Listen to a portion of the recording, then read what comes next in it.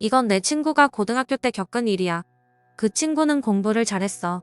전교 1, 2등 하는 친구였거든. 나랑 친구는 같은 독서실에 다녔는데 거길 다니기 전에 동네에 있는 작은 독서실을 다녔었대. 그 독서실은 오래되고 위치도 좋지 않아서 평소에도 사람이 거의 없었는데 그날은 공부하는 사람이 자기밖에 없었대. 독서실은 3, 4층에 있었고 주인 아저씨가 3층 카운터를 지키고 있는 구조인데 밤 12시쯤 주인 아저씨가 친구한테 라면 끓여놨으니 먹고 공부하라고 3층 휴게실로 불렀대. 친구는 배도 고팠고 공짜 라면을 마다할 이유가 없었지. 얼른 내려가서 아저씨랑 같이 라면을 먹었대. 라면을 다 먹어갈 쯤에 아저씨가 친구에게 몇 시까지 공부할 거냐고 물어봤어. 그래서 친구는 밤새도록 할 거라고 말씀드렸는데 아저씨가 떨떠름한 표정으로 변했대. 학생, 웬만하면 일찍 들어가지. 독서실에 혼자 있으면 무서울 텐데. 오늘 독서실비는 환불해줄게.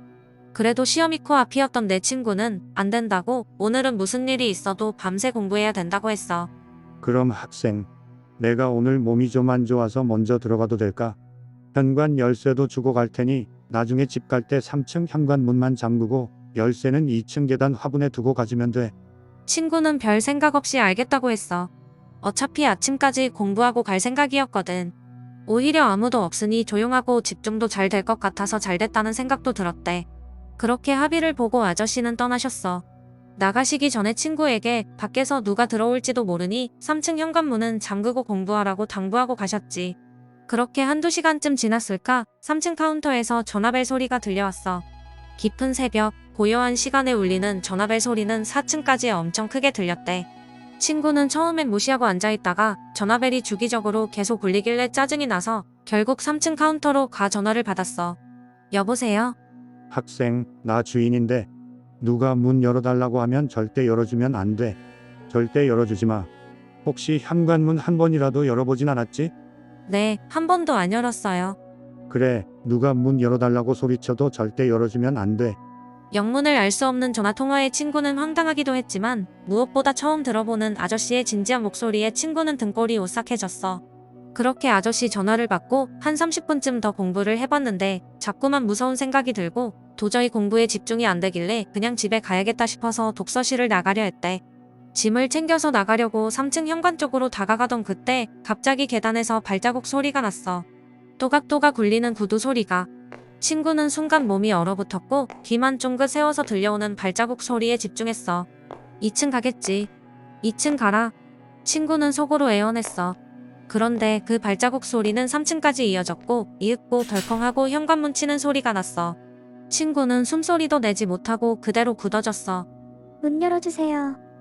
문 열어주세요. 사람 있는 거 알아요. 문 좀 열어주세요. 친구는 차라리 정신을 잃는 게 낫겠다 싶을 정도로 무서웠어.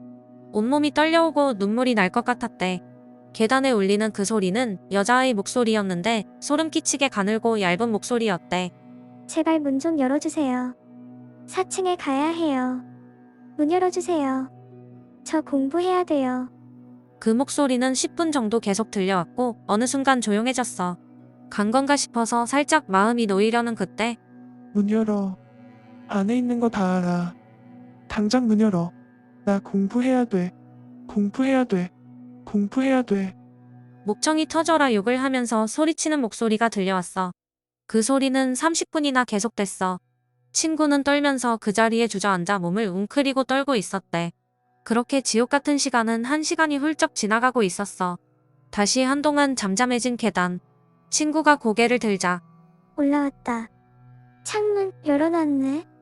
4층 화장실에서 들려오는 그 목소리를 마지막으로 친구는 정신을 잃었어. 그리고 아침 8시쯤 독서실 주인 아저씨가 발견해서 깨어났어. 아저씨는 연신 친구에게 미안하다며 독서실비를 환불해주고 친구를 집까지 배웅해줬대. 그리고 나오기 직전 독서실을 둘러보니 창문마다 커튼 뒤쪽으로 자그마한 부적이 붙어있고 현관문 위쪽 구석에도 부적이 붙어있는 걸 발견했어. 그 독서실에 뭔가가 있는 거겠지? 내 이야기는 이걸로 끝이야.